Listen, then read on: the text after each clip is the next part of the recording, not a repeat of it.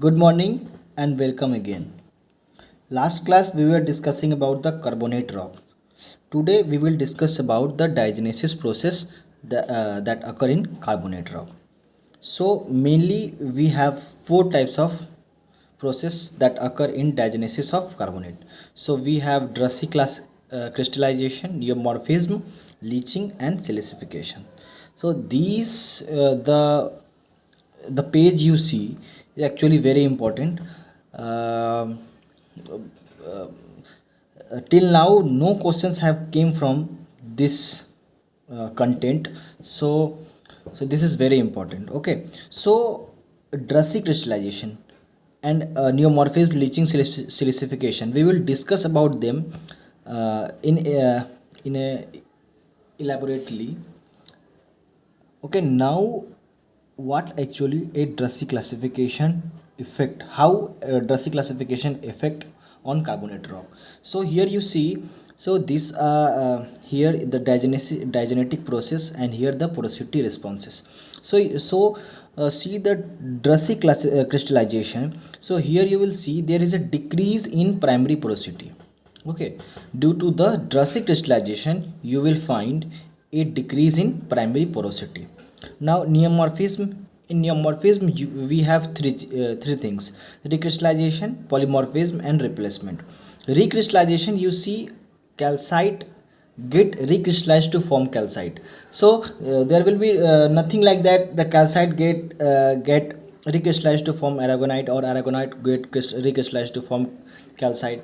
It will always be calcite calcite, aragonite aragonite. So recrystallization is conversion of calcite to calcite. So in this conversion you will find no effect in porosity, no change in porosity.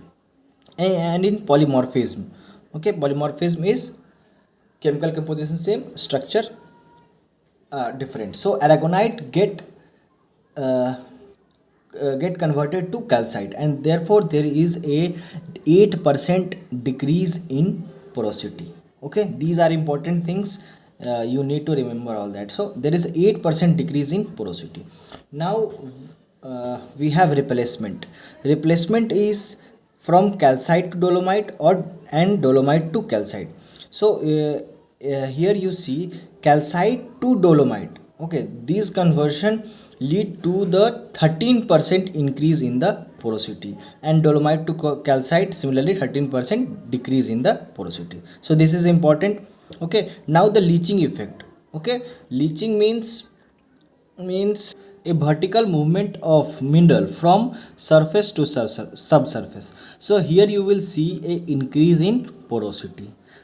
Now the fourth one is silicification. So in silicification you will see the chalcedonic pore filling, and this chalcedonic pore filling will result in decrease in primary porosity, and the replacement is there is no change. Okay, now we see these different things, and now you see these things. Okay, so here at the surface there is a two division of surface and subsurface. At the surface you see aragonite, calcite and primary dolomite. Okay, so aragonite get converted to calcite. So there is only one thing, polymorphism. With polymorphism aragonite get converted into calcite, we all know. Okay, now the recrystallization process. Recrystallization always took in same things. Okay, means calcite recrystallized to calcite, aragonite will recrystallize to aragonite. Okay, so here you will see calcite. Now you see primary dolomite at the surface. So primary dolomite can only get converted to calcite by the process of replacement.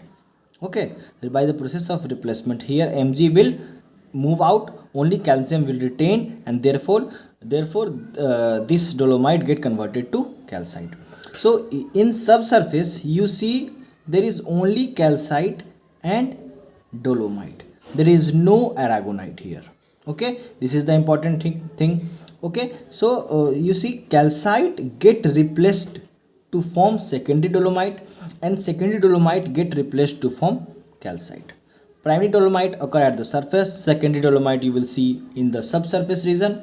Okay, so these replacement process occur in conversion of calcite to secondary dolomite, dolomite to calcite. Okay, now primary dolomite, conversion of primary dolomite to secondary dolomite can only be can only took place by the process of recrystallization. Recrystallization will lead to the conversion of primary dolomite to secondary dolomite. So this is very important figure, and this you all know, all you know to understand. So you all should understand this. Okay, now further if you go down, you will see the calcite get converted to quartz and chalcedony. Okay, in subsurface you will not see aragonite. Okay, recrystallization only took place in calcite or aragonite. Primary dolomite can get converted to calcite by the process of replacement, and primary dolomite get converted to secondary dolomite by the process of recrystallization. Okay, now in the subsurface region you see calcite get replaced to form secondary dolomite get replaced to form calcite. Okay, this is it. This is the important thing. There you will see there is decrease and increase in porosity subsequently. You need to know if you convert calcite to aragonite, what changes happen in their porosity, or calcite dolomite. You need to know all that, and these are very important thing. I have not seen questions related to this topic, so this is quite important. Now, diagenesis and porosity evolution in limestone. How diagenesis process took place, and what how the porosity get evolved in the limestone. So you all know that diagenesis of carbonate is quite complex. Why this is complex? Because they are chemically unstable and they have high porosity and high permeability. Okay, this makes its diagenesis complex.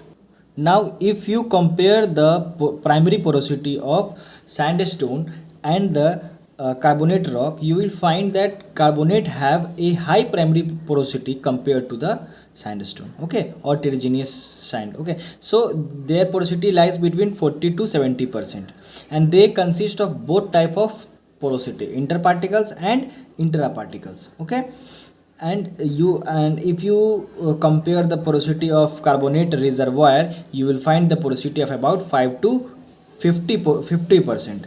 So in carbonate as reservoir rock, you will see a less primary porosity, whereas a carbonate have a high primary porosity. See the difference, primary porosity of a carbonate rock and primary porosity of a carbonate reservoir, actually they vary. Okay, so for the carbonate as reservoir rock, they have a little primary porosity, and carbonate rock have high primary porosity. Most of the porosity in carbonate reservoirs are generally secondary porosity, so they are moldic and vuggy. Okay, now we will discuss about the main diagenetic process elaborately. First one is crystallization. What crystallization is? So in crystallization, in sedimentary rock, you see the crystallization can only took place in pore spaces. Okay, so there is infilling of primary, inter and intra porosity. Okay, so this is recrystallization. Okay, and this this is crystallization. So in due to the crystallization, there is a decrease in porosity, because the pore spaces that are present there are now filled. So will be surely there will be a decrease in porosity. Now neomorphism. About neomorphism we have discussed briefly about neomorphism. Neomorphism contain two processes, recrystallization and replacement. Okay, and they can lead to both increasing or unaltered porosity. So in neomorphism you will see increase or decrease. There is both increase or decrease in porosity. Okay, so if you convert calcite to dolomite, you will see 13% increase in porosity, and if you convert dolomite to calcite, you will see 13% decrease in porosity. So there is both increase and decrease in porosity in neomorphism, and neomorphism contain two processes, recrystallization and polymorphic transformation. In recrystallization you see only like minerals can change, means the calcite get converted to calcite, the aragonite get only converted to aragonite. Okay, and this does not significantly alters the amount or type of porosity. So there is no alteration due to the recrystallization, because you will not see any change. Okay, but in polymorphic transformation you will see a change in mineral. Calcite get converted to aragonite. Okay, so this there is a very there is effect on rock porosity. Okay, so in polymorphic transformation from aragonite to calcite, you will see there is a increase in volume of rock about 8%. Okay, now the third one is replacement. So remember, the increase and decrease in porosity, these are the important thing. One can ask, one can give you a column of conversion from calcite to dolomite, dolomite to calcite. Okay, what is the increase in or decrease in porosity? You may have to match. Okay, now discussing about the replacement. Okay, what will be the replacement? So the figure above, we have seen that primary dolomite get converted to calcite, and calcite get converted to secondary dolomite, secondary dolomite get converted to calcite. So calcite to dolomite, the process is the conversion of calcite to dolomite is dolomitization. So due to the dolomitization, you will see rock get contracted by 13%. So this is the important. Due to the dolomitization, you will see a 30% decrease in rock volume. Okay, so it is the conversely, when dolomite get converted to calcite, the process is known as de-dolomitization or calcitization. Okay, conversion of calcite to dolomite, that is known as dolomitization, and there is 13% decrease in volume of the rock. And if you convert dolomite to calcite, the process is known as de-dolomitization or calcitization, and there is increase in there is decrease in porosity. Now the leaching. Leaching is the vertical movement of minerals from surface to subsurface. So due to this leaching, the secondary porosity evolve. Okay, solution porosity may be due to the selective solution of matrix. So if you found a matrix which is made up of, suppose you found a matrix which is of carbonate, so it get dissolved in the water. So there is a selective removal of the matrix, cement or a specific grain type. So there is a selective, this results in vuggy or moldic porosity. So these vuggy and moldic porosity are secondary porosity. Okay, the leaching will cause a selective removal of grains, matrix or cementing material. Now we will discuss about the silicification. Okay, silicification is the addition of silica. The rock get converted to, in silicification you see a carbonate rock which has the calcium ion got replaced by the silica ion. So this process is known as silicification. The calcium rich mineral getting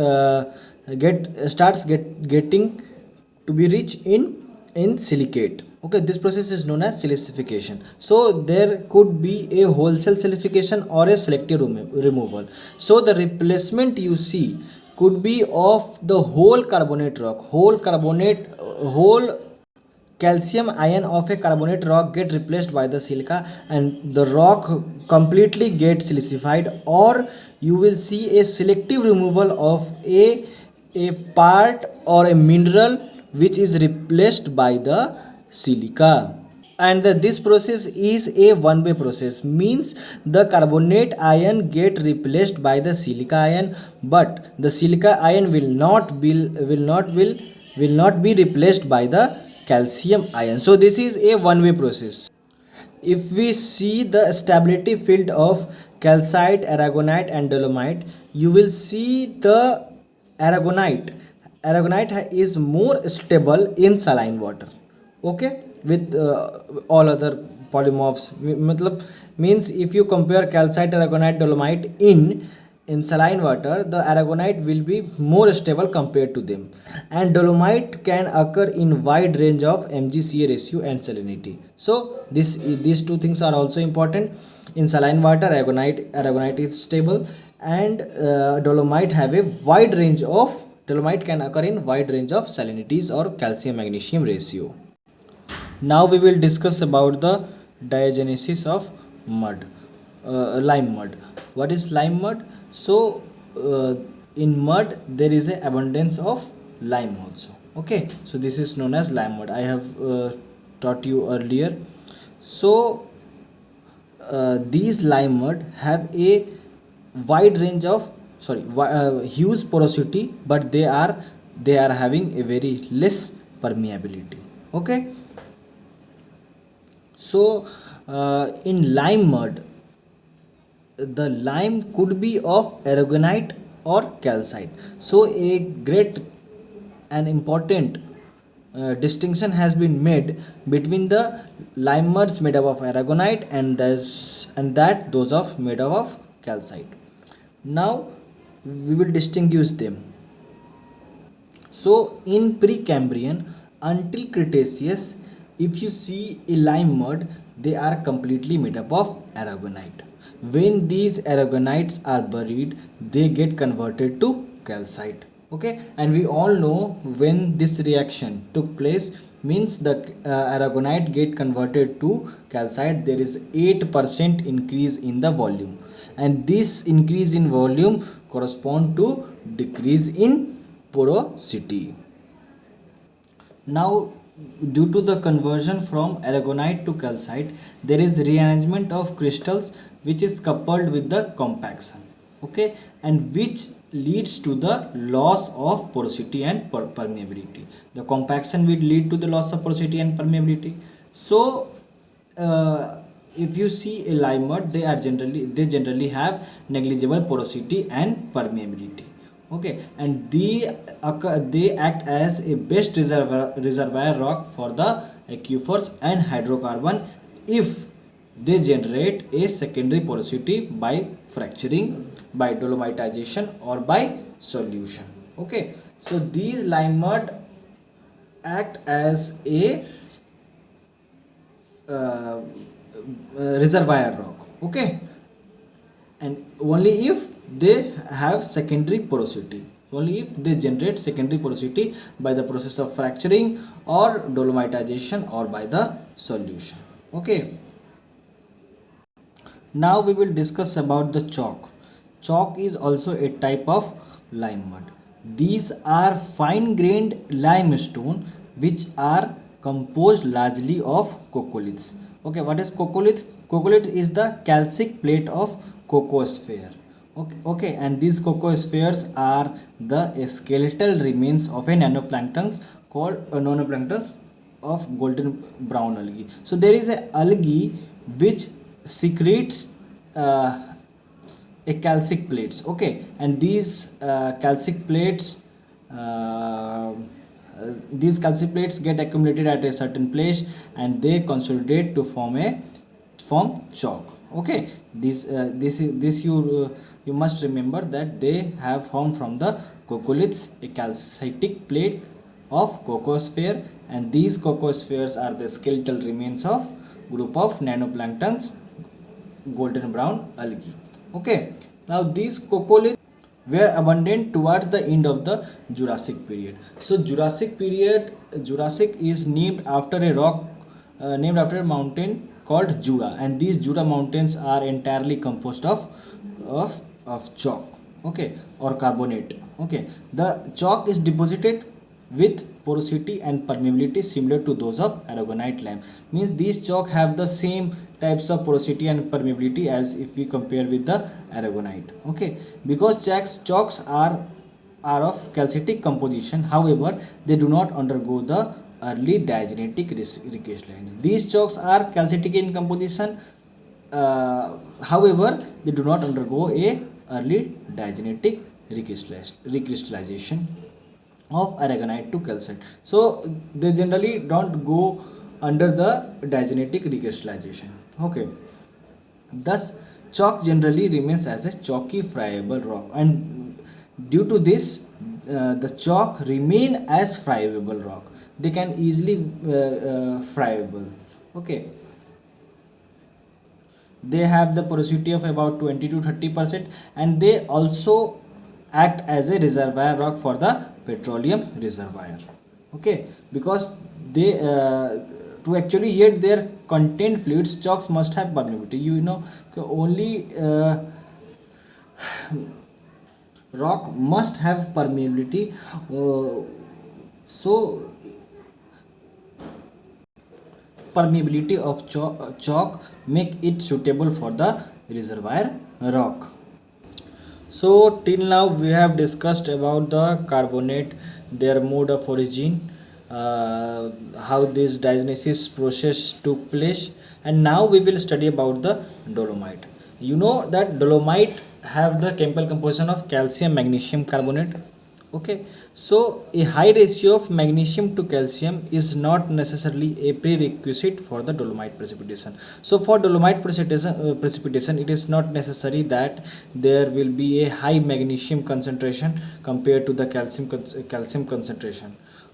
Okay, there is no not necessarily it is needed that high magnesium to calcium ratio is needed, but for the saline water, or you can call about the seawater generally have a concentration of magnesium to calcium is 3:1, but dolomite don't precipitate in that environment. For that saline environment, they need more magnesium concentration in compared to the calcite concentration. But if the water is not means if the water is not that much saline, or you can say the salinity is very low, the dolomite can form even at the ratio of mg, even at the ratio of 1:1, means mg is to ca is to 1:1, or even lesser. With lesser value, for the lesser value it can precipitate. Okay, now the condition which is necessary for the formation of dolomites. Okay, so uh, the it needs initial permeability, मतलब means they must need high initial permeability, which is coupled with the sufficient differential pressure to permit pore fluid movement. So what they need is the initial permeability, plus they have sufficient differential pressure to permit fluids.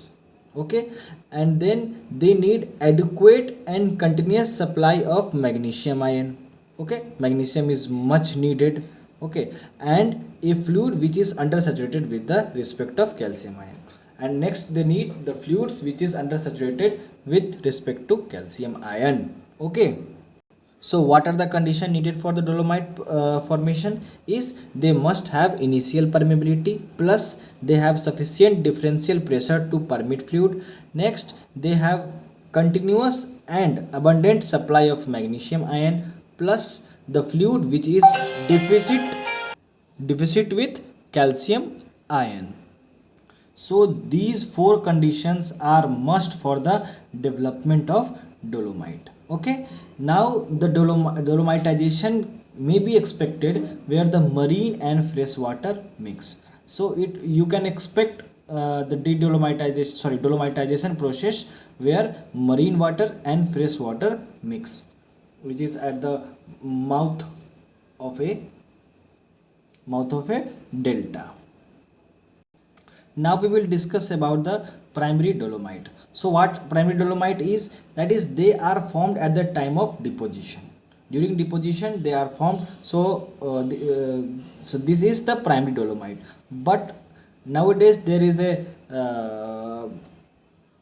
disagreement in their mode of formation. So there is a discussion as to whether genuine direct precipitation of dolomite, or they are formed by the replacement of previously formed mineral. Okay, so there is still a discussion about their formation, that either they have precipitated direct, that means they are directly they have been precipitated, or they are formed by the replacement of pre-existing minerals.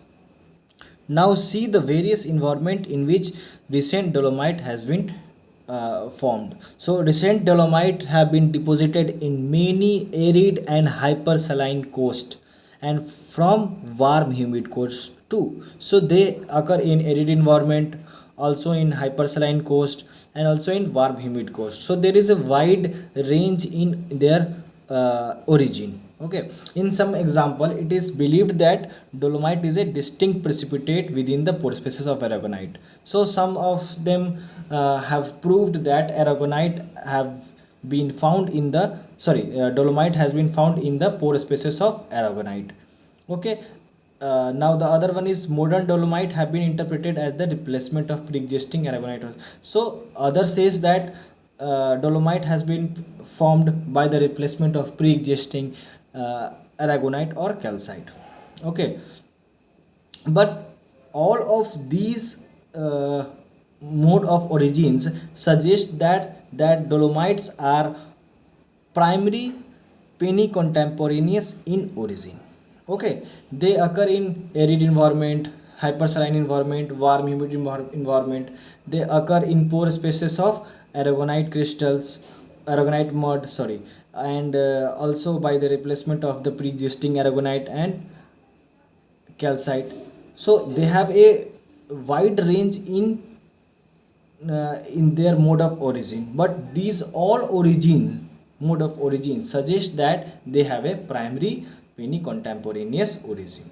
Okay, so petrophysically if you compare, they are like chalks, they are porous but they have low permeability. Okay, and they occur in subkha facies. Okay, interbedded with the facial pellet, mud, stromatolitic, algal, limestone and evaporite. They are associated with these much things. Okay, the associated sedimentary structure. So the sedimentary structure associated with the dolomites are generally desiccation cracks, tepe structure. Okay, tepe is the wigwam buckling of a bedding. Okay, due to the contemporaneous hydration and expansion of the anhydrite. Okay, continuous expansion, contraction lead to the buckling of a bed. Okay, so this type of structure is known as the tepe structure. So in dolomite you see the desiccation cracks and the tepe structure, and they are associated with the subkha facies, with they are interbedded with the facial pellet, mud, stromatolitic, algal, limestone. Now we will discuss about the secondary dolomite. So these are obviously the post depositional in origin, means after the deposition. Okay, these dolomites have been formed.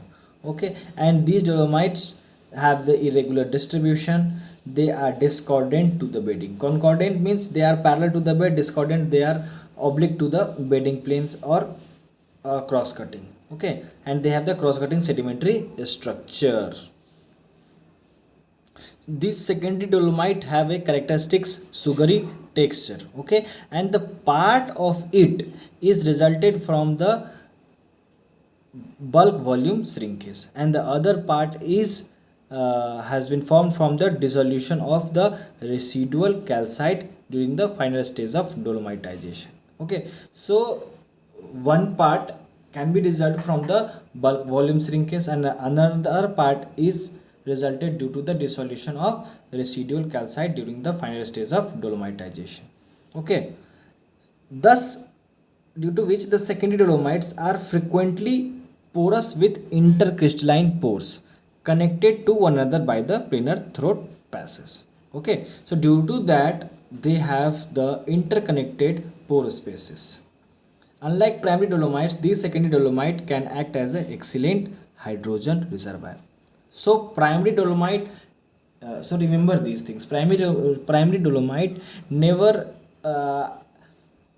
act as a reservoir rock, but secondary dolomites are the excellent source of hydrogen reservoir. Okay, most of the models are based on the idea that dolomitization takes place when brine of high mgca ratio flow through the permeable limestone. Okay, so most of the models suggested that these dolomitization took place when a brines of high magnesium calcium ratio flow through the permeable limestone. So here that calcium ions of the limestone get replaced by the magnesium and form the limestone. So this reaction is quite straightforward. Okay, so calcium carbonate plus Mg. So Mg, what Mg will do?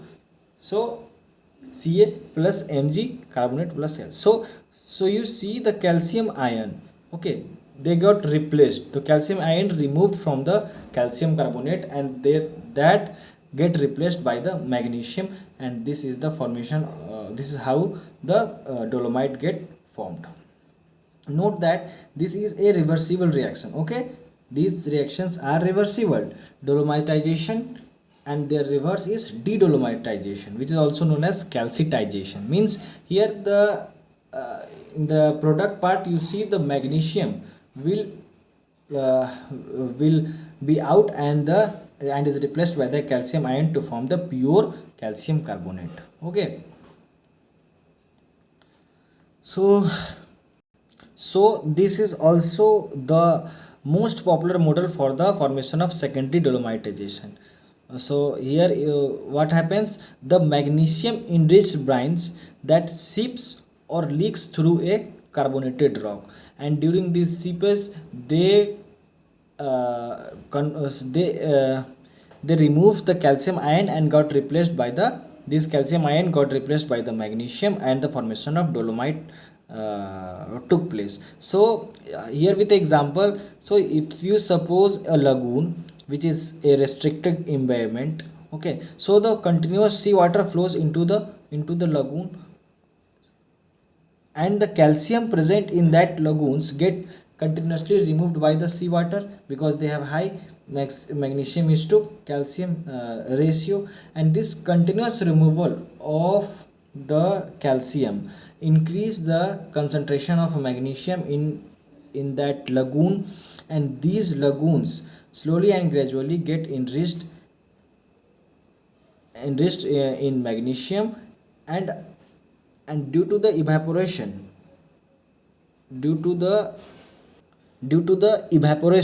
the salinity of the lagoon continuously increase, and then the precipitation of gypsum took place. Okay, so this is how the secondary dolomite have formed. Okay, so what actually has happened, so you have a lagoon, okay, and in that lagoon you have a continuous supply of seawater. Okay, so these sea waters have a high concentration of magnesium is to calcium. So while passing through the lagoon, they exchange the magnesium ion with the calcium ion, so that lagoons slowly and gradually get enriched with the magnesium, and also the salinity of the lagoon continuously increases by by evaporating water. So a time comes when they are sufficiently enriched with the magnesium, and dolomite starts to precipitate. So this is how the second dolomite has been formed, and is the most important, or you can tell most famous model for the formation of dolomite. Okay, but actually what we have seen, that they have a huge range of formation of primary and secondary dolomite, and there are still discussion going on for their exact mode of origin, but we have not found it yet. Now there are some fact that must remember, that instead of all foregoings, the primary dolomite tend to be microcrystalline and porous. The primary dolomite will be microcrystalline and porous but impermeable. So primary dolomite never act as reservoir rock. Now secondary rock on the other hand tend to be coarsely crystalline. They are microcrystalline and they are coarsely crystalline with good intercrystalline porosity, and they have good intercrystalline porosity.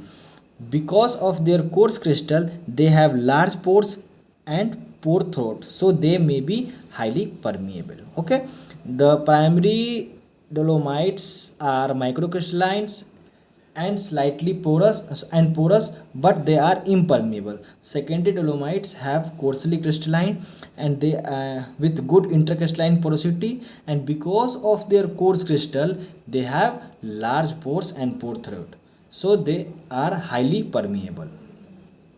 Primary dolomites do not make good petroleum reservoir, as I have said earlier that primary dolomite never act as a good petroleum reservoir, but secondary dolomite make an excellent reservoir. So this is it about the dolomite. Sorry. So this is it for the today's class. In next class we will discuss more about the autochthonous sediments. Thanks for watching.